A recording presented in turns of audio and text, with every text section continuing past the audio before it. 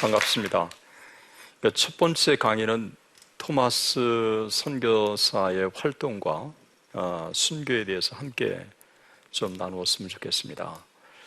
그 한 인물을 평가할 때 그 서구에서 하는 보통 전기 작가들은 그거를 그냥 바이오그래피, 이건 객관적으로 자료를 통해서 한 인물을 이제 검증해 나가는 작업이죠.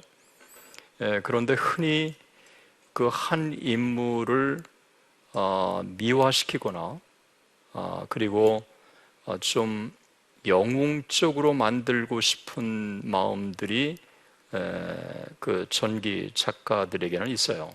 이걸 우리는 하기올러지, 그래서 영웅열전이라고 하는데, 이 토마스에 대한 전기를 우리가 쓰거나 흔히 들을 때 영웅열전으로 접근을 하기가 쉽다고 하는 겁니다.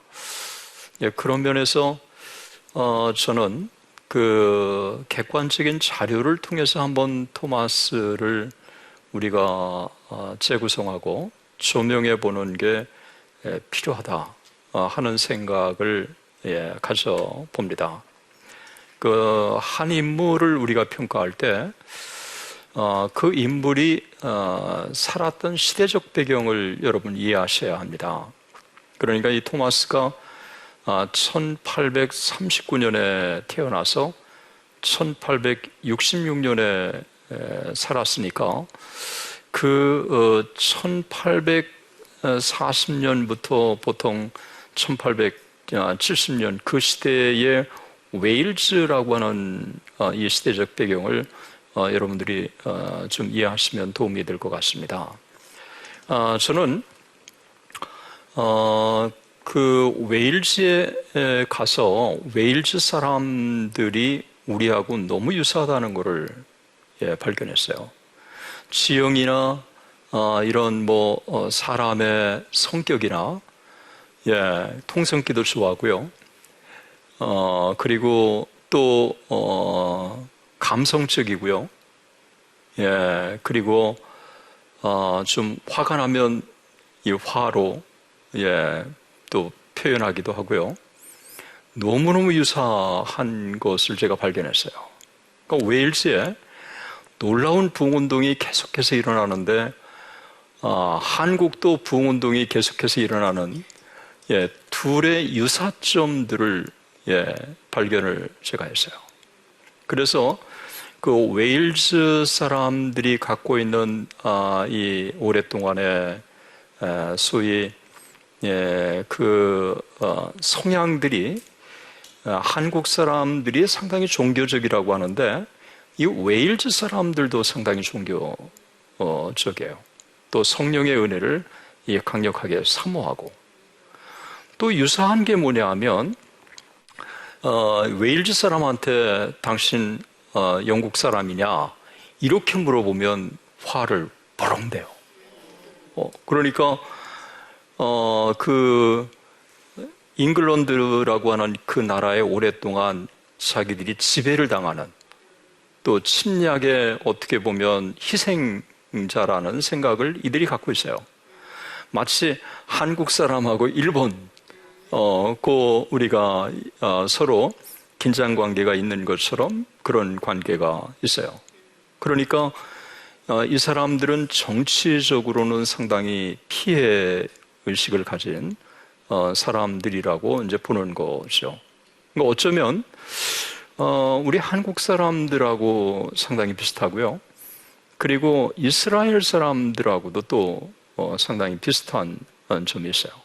그러니까 그런 이 시대적 배경 속에서 웨일즈라고 하는 이 나라에 계속해서 부흥운동이 일어납니다. 그 중에 하나가 1859년에 놀라운 부흥운동이 일어나는데, 이때 놀라운 부흥운동이 일어났을 때 이 토마스 선교사는 20살이었어요. 그러니까 자기의 아버지가 신무하는 이 한오버 교회에 놀라운 부흥운동이 일어났을 때 이때 부흥운동의 강력한 영향을 받은 사람이 이 토마스 선교사라는 거예요. 여러분, 20살이라고 하는 이 젊은 나이에 이 성령의 놀라운 은혜를 체험할 때 그 가슴이 얼마나 복음 전파로 뜨거운가를 여러분 상상하실 수 있을 거예요. 그러니까 웨일즈 사람들이 종교적인 성향이 강한 사람들이고 또 우리와처럼 성령의 은혜를 또 강력하게 사모하는 사람들이고 또 그런데다가 부흥운동까지 체험했으면 이 가슴이 얼마나 이 복음의 열정으로 불타올랐는가를 여러분이 상상하실 수 있다고 생각해요. 저는 토마스를 이해하는 가장 중요한 열쇠가 이 부분이라고 생각해요. 예. 이 웨일즈는 영적으로 상당히 뜨겁기 때문에 여러분 로이드 존스 들으셨죠? 바로 이 로이드 존스가 웨일즈 사람이에요. 예. 그러니까 이 토마스라고 하는 한 인물을 이해할 때 그 인종적인 시대적 배경을 여러분들이 이해하셔야 됩니다. 그러니까 아버지가 회중교회 목회자셨잖아요. 예, 그리고 그가 런던 대학의 뉴 칼리지를 졸업했는데 지금도 뭐 런던 대학 명문 아닙니까? 그 당시도 런던 대학 명문이고 이 학교를 다니면서요 부흥운동을 경험하고 나니까 조기에 빨리 마치고 선교사로 가고 싶은 거예요. 그래서 학교에 나를 빨리 졸업시켜 주십시오 라고 하는 요청의 이 편지를 학교에 계속해서 보냅니다. 그러다가 또 이제 복음 전파에 가슴 뜨거우니까 학교를 휴학하고 또 복음 전도를 또 열심히 하고 이러면서 1863년에 그가 뉴 칼리지를 졸업한 다음에 바로 아버지가 소속되어 있는 회중교회 목사 안수를 받고 그 다음에 1863년 12월에 사랑하는 아내 캐롤라인 가프리의 손을 잡고 중국에 도착하죠. 여러분 12월이라고 하는 거 한국도 춥잖아요. 그런데 중국은 얼마나 더 춥겠어요. 그런데다가 사랑하는 아내가 임신 중이었단 말이죠. 그러니까 이 아내가 추운 날씨, 런던과 뭐 이런 웨일즈와 다른 날씨, 그런데다가 또 아내가 임신 중이어서 더 좋은 환경을 찾아서 그가 항구로 내려가죠. 항구로 내려가서 그때 그 충격적인 비보를 듣죠. 사랑하는 아내가 세상을 떠났다고. 예, 그러니까 이런 상황에 그가 이 슬픔을 겨눌 수 없는 그 충격이 그를 사로잡았을 때 1864년 4월 5일 날 그가 런던 선교에 다음과 같은 편지를 보내죠. 내가 영국을 떠날 때는 여기서 쓰는 편지가 이런 것이 될 줄은 몰랐습니다. 네, 사랑하는 아내 캐롤라인이 지난달 3월 27일 그만 세상을 떠나고 말았습니다. 더 글을 써내려가지 못하겠습니다. 예, 더 글을 써내려가지 못하겠습니다. 미국의 어느 심리학자가 사람이 받을 수 있는 가장 큰 충격은 배우자의 죽음이라고 얘기해요. 그러니까 25살도 안 된 이 젊은이가 사랑하는 아내의 죽음을 극복하기에는 너무 힘들지 않았습니까? 그래서 그가 이제 선교사직에 사표를 내고 중국 황립 그 해관 세관원에 통역관 자격으로 근무를 하죠. 흔히 우리 통역관이라고 하지만 보니까 스튜던트 인터프리터라고 돼 있어요. 그러니까 사실 통역 견습생이나 마찬가지였죠. 그런데 그가 이 세관원의 통역관으로 근무한 때가 이게 1865년 1월부터 8월 그 사이에요. 8개월밖에 안 했는데 이 토마스를 이해하는 또 하나의 중요한 열쇠가 어학의 천부적인 재능을 갖고 있다는 사람이에요. 그러니까 대학 때 그가 학교에 그 편지도 보내고 그 다음에 자기가 선교사 청원을 또 하고 그러면서 뭐를 언급했냐면 선교사가 되려면 어학적인 재능이 있어야 됩니다. 그러니까 자기가 있다는 거죠. 실제로 중국에 도착한 지 얼마 안 됐는데 그 1800 65년 1월부터 이제 8월 사이에 해관을 이제 통역관 자격으로 근무했으니까 이제 도착한 지 그가 12월에 그 1863년 12월에 도착했으니까 사실은 1년 뭐 조금 넘어서 아닙니까? 이때 그는 이미 중국어를 마스터해 가지고 중국인 예배를 윌리엄슨하고 번갈아 가면서 예배 인도하는 거예요. 그러니까 그만큼 중국어를 잘한다는 거죠. 그리고 또 러시아를 배우고 싶어가지고 러시아를 배웠는데 얼마 안 있다가 유창하게 러시아를 또 하는 거예요. 거기다가 또 몽골어까지 배웠는데 몽골어도 또 수료하게 하는 거예요. 참. 그러니 한번 보세요.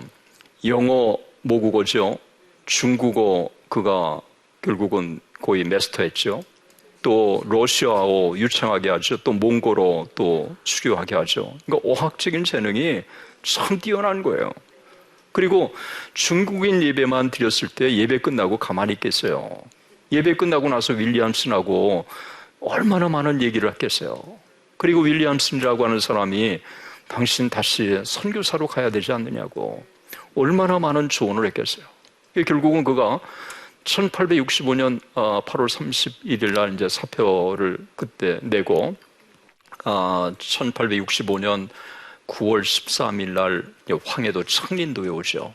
창린도에 와서 2개월 반 동안 성경을 나눠주고 그 다음에 또 한국어도 더 배우고 그리고 또 서울로 가고 싶었는데 오고 싶었는데 배가 그냥 난파당하는 바람에 이제 중국으로 다시 돌아가서 그 북경에서 두 가지 사건을 만나요. 한 사건은 중소학원에 그가 원장 서리로 근무하게 되고 또 하나는 동지사 일행으로 북경에 온 이 한국인 이 사절단을 만나요.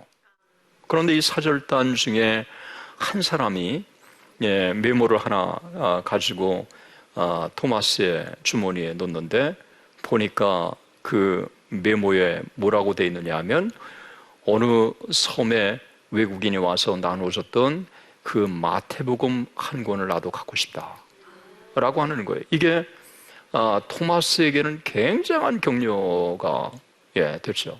그래서 이 토마스가 백방으로 한국 선교를 물색하고 있었던 차에 이 프랑스 함대의 로즈 제독이라고 하는 사람이 이제 이 병인 박해로 인해서 천주교인들이 많이 학살당했잖아요. 뭐 천주교적인 표현을 빌린다면 순교를 많이 하고 그런데 그 중에 신부 한 사람이 리틀이라고 하는 신부가 이제 박해를 피해서 어떻게 생명을 건져서 중국에 와가지고 있는 그대로 얘기했겠죠. 너무 많은 사람들이 죽었어요. 어떻게 하면 이렇게 이제 뭐 얘기했겠죠. 그러니 루스 제독이 이거 안 되겠다. 그래서 조선을 이제 좀 응징하려고 징벌을 하려고 이제 함대를 이제 파견할 준비를 다 하고 있을 때 인도 차이나 반도에 소요가 일어나면서 그쪽으로 방향을 트는 바람에 한국으로 오는 거는 뭐 그걸로 끝나고 말았어. 이 배에 승선하겠다고 제안을 토마스에게 했을 때 토마스가 그 배에 승선하겠다고 한 거예요. 만약에 그 배에 승선했다면 정말 제국주의의 이 침략군의 앞잡이라고 하는 이 평가를 받았을 거라고 생각해요. 이게 불발로 끝난 게 돌이켜보면 하나님의 큰 은혜예요. 그리고 대신 한국 갈 이 방법을 모색하고 있었던 그에게 제너럴 셔먼호라고 하는 미국 상선이 이제 조선에 들어간다는 이야기를 듣고 이 제너럴 쇼모노에 승선하는 거예요. 이 제너럴 쇼모노에 승선한 사람들은 5명의 서양인이었고, 그리고 19명의 청나라 사람하고, 그 다음에 인도 그 내시아 사람들이었는데, 이 사람들이 그 배에 승선하고 나서 이제 토마스도 승선하고 제너럴 쇼모노를 타고 이제 입국을 하는 거죠. 이 기록을 보면 재미있는 기록 중에 이제 하나가요. 이 제너럴 쇼모노가 국내에 들어와가지고 선교하는 일련의 과정들을 국내에 이제 선교의 기록으로 남긴 게 아니라 문정관들이 리포트한 거를 가지고 기록으로 남긴 거예요. 이게 이제 고종실록에 있는 기록이죠. 이 고종실록에 있는 기록을 통해서 쭉 그의 입국 과정을 재구성해 보면 그가 음력으로 7월 1일 날 지프를 떠나요. 그리고 한국에 선교를 하고 성경을 나눠주고 이제 제너럴 쇼모노가 불타오르면서 그가 성경을 나눠주면서 마지막까지 그렇게 해서 이제 그가 순교를 이제 하게 됩니다. 그런데 이 과정에서요, 우리가 한 가지 짚고 넘어가야 될 게 뭐냐 하면 토마스의 입국의 목적이 무언가 하는 거예요. 이 제너럴 쇼모노는 상선이기 때문에 이 상선이라 이제 뭐 무역을 목적으로 하지만, 그러면 그 배에 탔던 이 토마스의 정말 입국 목적이 뭐냐는 거예요. 그 입국 목적을 이해할 수 있는 근거가 토마스가 남긴 편지예요. 그러니까 제너럴 쇼모노의 그가 이제 승선을 확정을 하고 나서 그가 런던 선교에 편지를 보내는데, 그 편지에 이런 기록을 그가 이제 남겼어요. 나는 상당한 분량의 책들과 성경을 가지고 떠납니다. 조선 사람들에게 환영을 받을 생각을 하니 얼굴이 달아올라 희망에 부풉니다.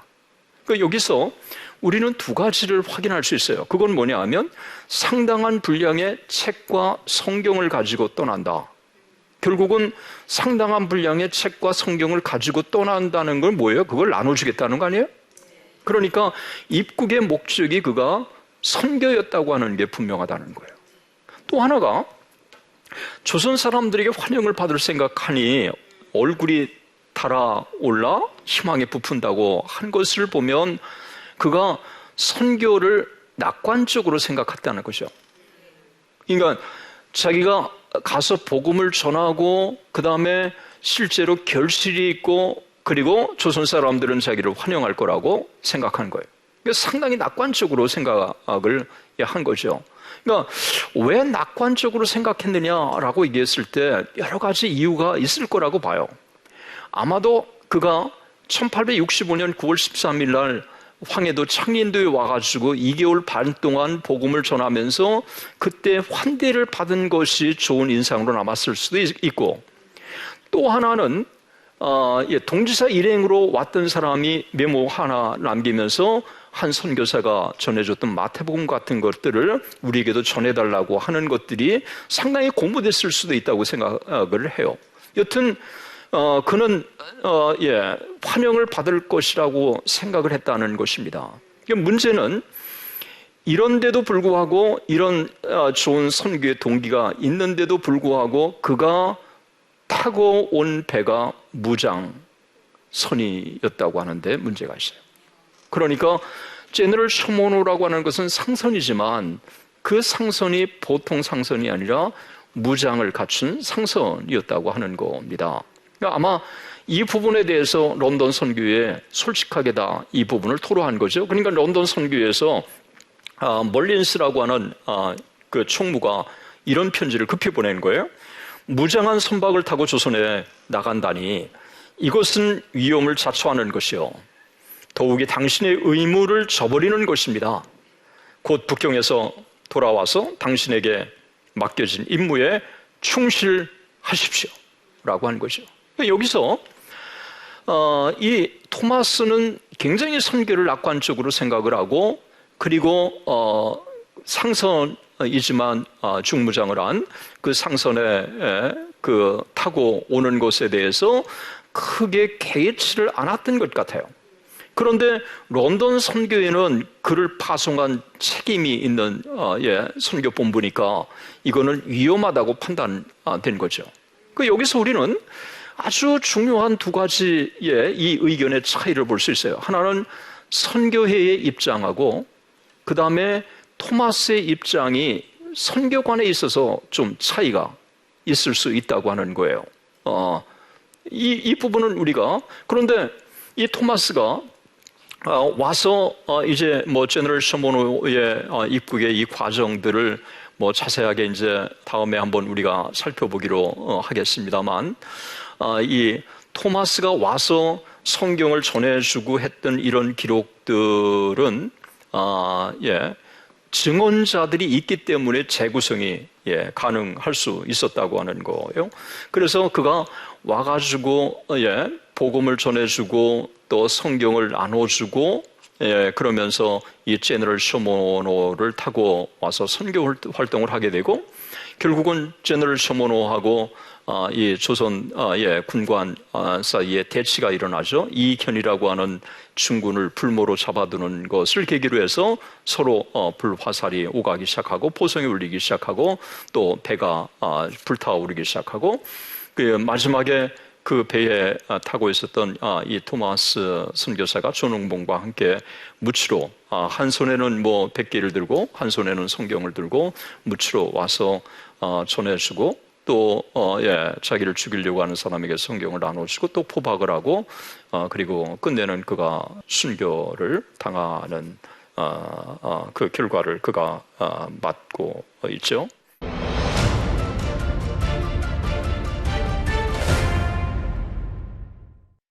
이 부분과 관련돼 가지고 우리는 이제 토마스가 순교냐 순교가 아니냐라고 하는 이 부분들이 최근에 일각에서 제기가 되고 있는데, 이 부분은 좀 구체적으로 제가 여러분들과 좀 살펴보려고 하고요. 저는 이 토마스를 순교로 보는 데는 전혀 의심의 여지가 없어요. 그 중에 하나가 뭐냐 하면, 토마스에게 성경을 전해받은 사람들이 오랫동안 살아 있었다고 하는 거예요. 그리고 그 사람들이 평양 지역의 소위 복음 전도에 있어서 중요한 첫 번째 신자들 중에 한 사람들이었다는 거예요. 그리고 평양 지역에 이 교회를 세우게 됐을 때 이 사람들이 소위 주역이 됐다고 하는 부분들이에요. 또 이 사람들이 토마스가 어떻게 죽었는지에 대해서 선교사들에게도 또 증언했다는 거죠.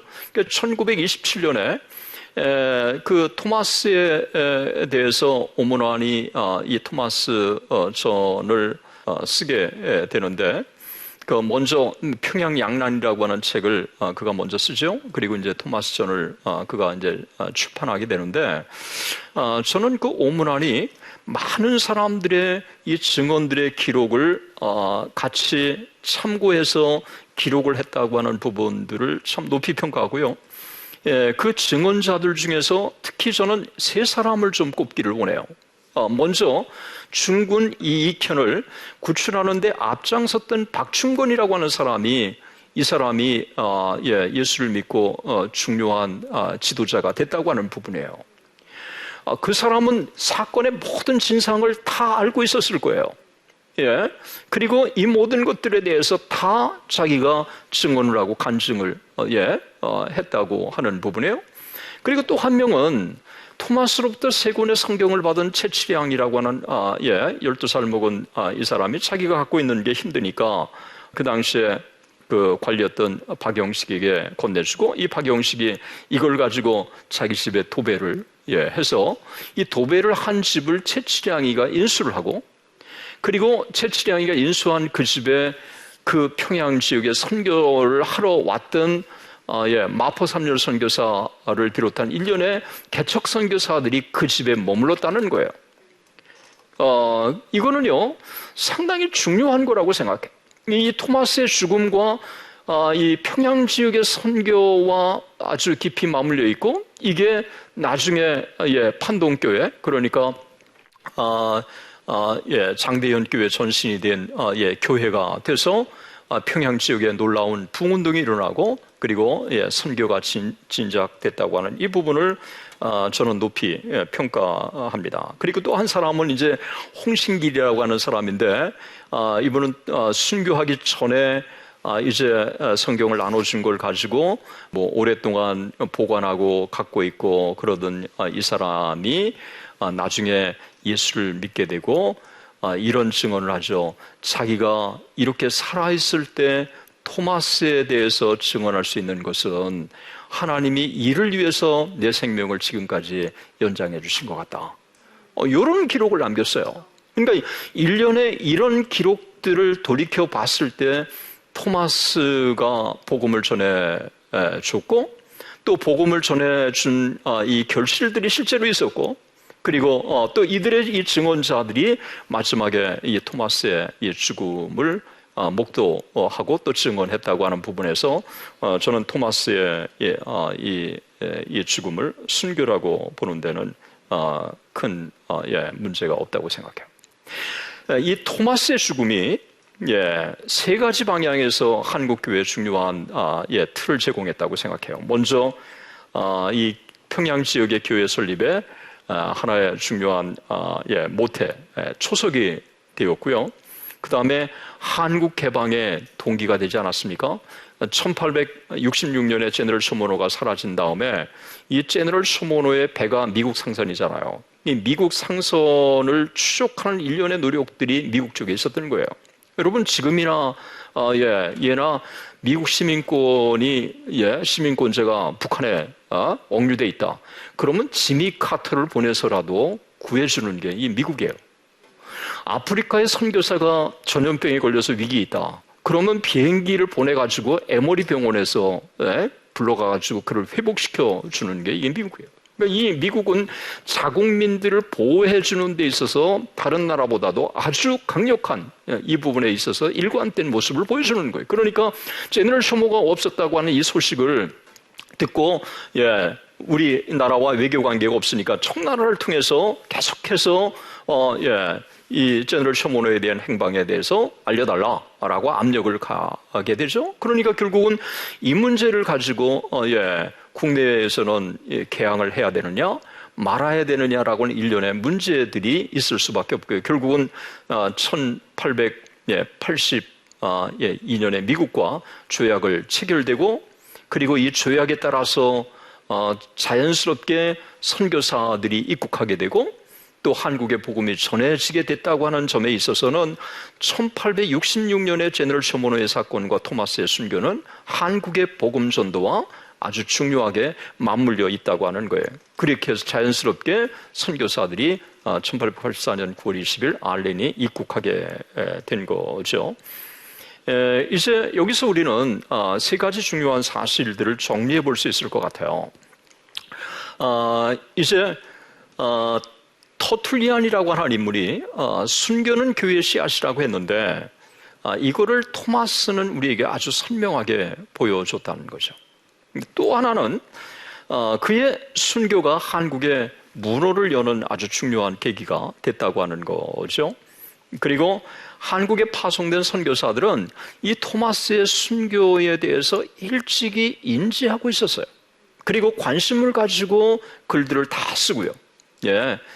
그 중에 그 한 사람이 언더우드 선교사예요.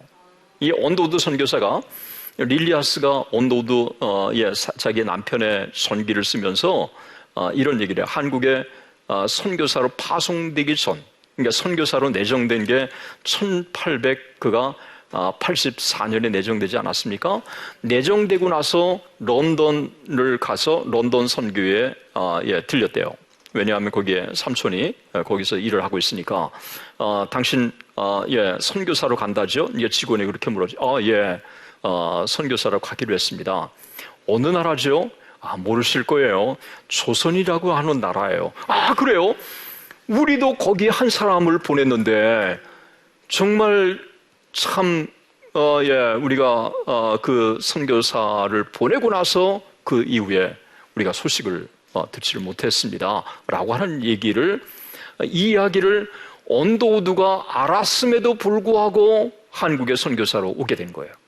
이거를 릴리아스에게, 자기 사랑하는 아내에게 자주 얘기를 했대요.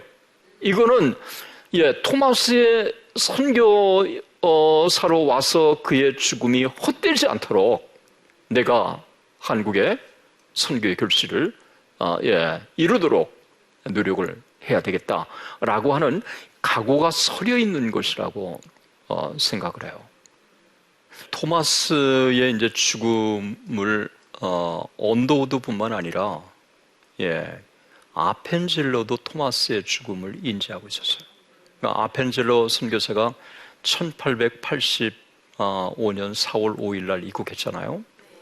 그 입국해서 그가 2년 만에 그 1882년에 미국과 조약을 체결하는데 미국 쪽의 대표로 한 사람이 그 슈펠트라고 하는 사람인데, 이 슈펠트라고 하는 사람을 고종 황제가 초청해요.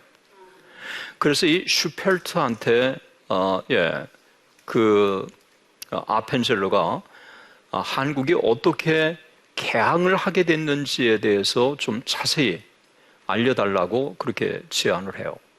그래서 이 슈펠트가 자기가 어떻게 한국에 오게 됐는지의 과정을 이야기하게 되면서 자연스럽게 제너럴 쇼모노 사건서부터 얘기하는 거예요.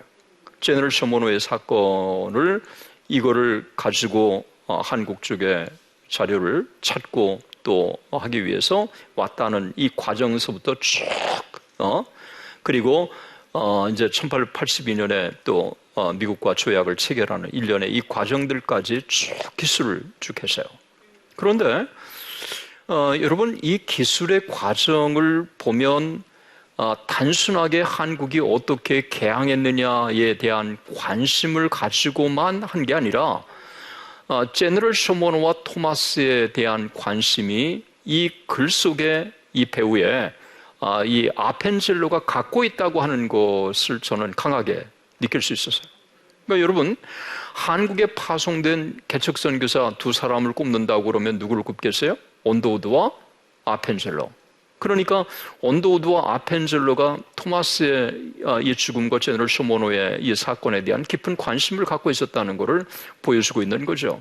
뿐만 아니라 한국에 파송된 캐나다 선교사로 한국에 왔던 이 제임스 게일이라고 하는 사람이 있어요. 이 제임스 게일이라고 하는 사람은 아주 뛰어난 사람이고 히스토리 오브 코리아, 한국의 역사에 대해서도 아주 해박한 이 지식을 갖고 있는 사람이죠. 또 책도 쓰기도 하고, 이 게일이 그 당시에 18살 먹은 사람의 증언을 가지고 이 사람이 증언하는 거를 영어로 번역을 쭉 해요.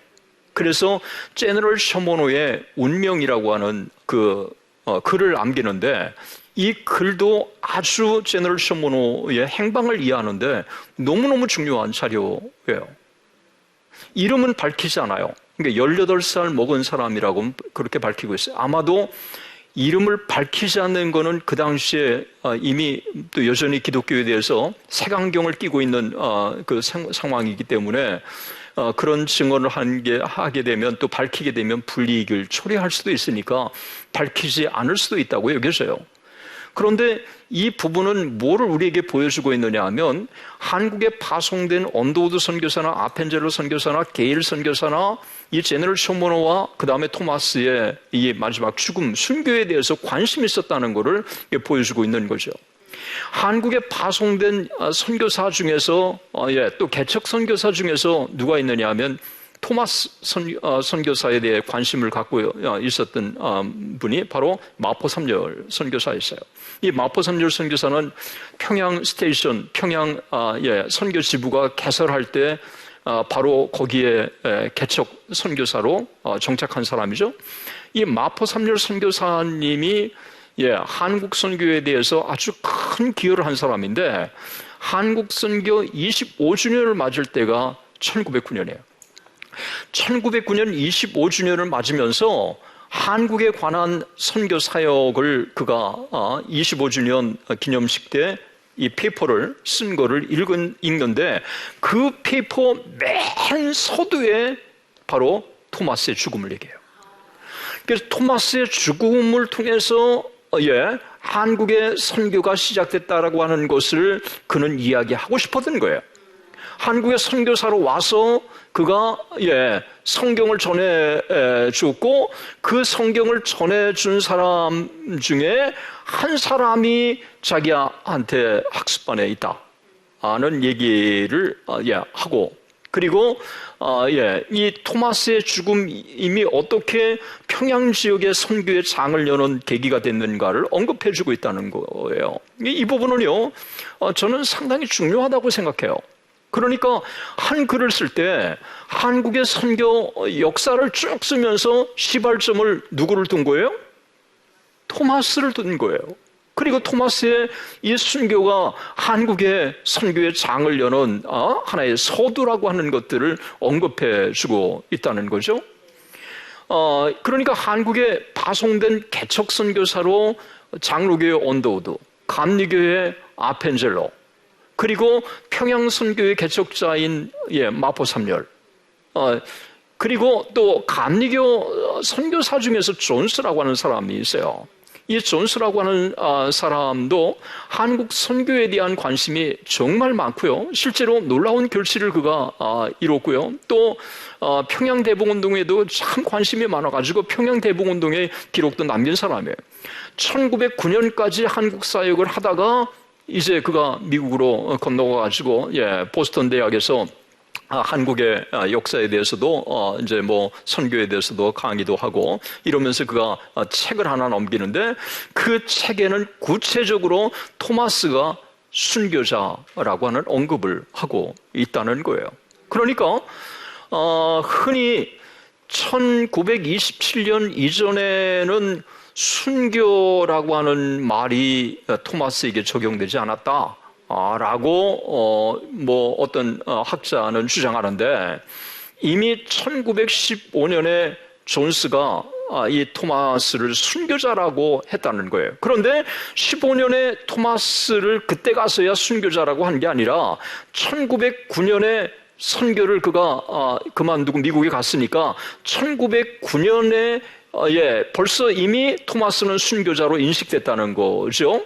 그러면 1909년에만 딱 토마스가 순교자로 인식됐거나, 저는 그렇게 생각하지 않아요. 이미 초창기부터 토마스의 죽음은 순교로 선교사들이 인지하고 있었다는 거예요. 그런 것들을 자연스럽게 자기가 역사를 정리하면서 글을 쓸 수밖에 없지 않습니까? 그런 면에서 우리가 이 토마스에 대한 순교냐라고 했을 때 이 토마스의 이 죽음은 일찍이 한국에 파송된 선교사들이 이해하고 있었고 그의 이 죽음을 아주 높이 평가하고 있었고, 그리고 또 구체적으로 순교라고 하는 기록까지 남기고 있다고 하는 것은 아주 상당히 중요한 의미를 지니고 있다고 봐요. 1909년 한국 선교 25주년 때 선교사들이 이 토마스에 대한 뭔가 의미 있게 그의 죽음을 기념하고 싶어서 기념교회를 세울 계획을 갖고 있고, 그 계획을 세우고 그 다음에 한국의 이 기념교회를 위해서 펀드레이징까지 하려고 그렇게 했다는 이 기록들을 우리가 찾을 수가 있어요. 그러니까 한국 선교 25주년 때 한국에 파송된 선교사들이 무언가 의미 있는 일을 하고 싶었는데, 그 의미 있는 일을 하고 싶은 것 중에 하나가 이 토마스 선교사의 이 순교를 기념해서 순교 기념교회를 좀 세우고 싶었다는 거죠. 순교라는 말은 쓰진 않았어요. 그러니까 메모리얼 철치라고 하는 말을 썼어요. 그런데 이 메모리얼 철치라고 하는 것은요, 그를 기념한다고 하는 건데 부정적인 의미가 아니라는 거예요. 여러분, 누구를 기념한다고 했을 때 그 기념이라는 것은 그의 죽음을 거룩한 죽음으로 우리가 볼 때 우리가 기념한다는 말을 쓰지 않습니까? 그런 면에서 토마스의 이 죽음을 기념해서 교회를 세운다고 하는 것은 토마스의 죽음을 순교적 죽음으로 본다고 하는 것이죠. 그러니까 이런 것들이 착착 진행되면 참 좋았을 텐데 재정의 한계 때문에 이게 제대로 진행되지 못하다가 1927년 그때 그러니까 한국에 파송된 선교사들이 그의 죽음을 좀 더 구체적으로 기념하고 싶은 마음이 있었고요. 그리고 이를 좀 한국교회에 널리 홍보하고 싶었던 차에 오문환이라고 하는 한 젊은이가 23살 먹은 젊은이가 이 토마스에 대한 야심차게 깊은 연구를 진행해요. 저는 한 젊은이의 글로는 정말 역사학을 제대로 배운 사람들이 아닌데도 불구하고 이 자료를 가지고 추적을 하고 국내 자료뿐만 아니라 국외 자료 그리고 수많은 증언자들을 또 만나기를 하고요. 이러면서 한편으로는 증언자들이 기록을 가지고 또 국내에 남아있는 고정실록이나 일성록이나 이런 기록을 가지고 또 참고를 하고 또 한편으로는 그 외국의 자료들을 가지고 이걸 집대성해 가지고 토마스 목사전이라고 하는 책을 그가 이제 집필을 하게 되는 거죠. 이 집필 전에 평양 양난이라고 하는 이 책을 그가 1927년에 쓰는데 이 평양 양난을 제가 갖고 있어요. 이거 원본을 갖고 있어서 이 평양 양난을 쭉 보니까 비록 그거는 30페이지밖에 안 돼요. 그런데 30페이지밖에 안 되지만 그 앞부분에 그 토마스 목사님이 타고 왔던 제너럴 셔먼호 불타고 나서 이 남은 것 도시라고 그러나요?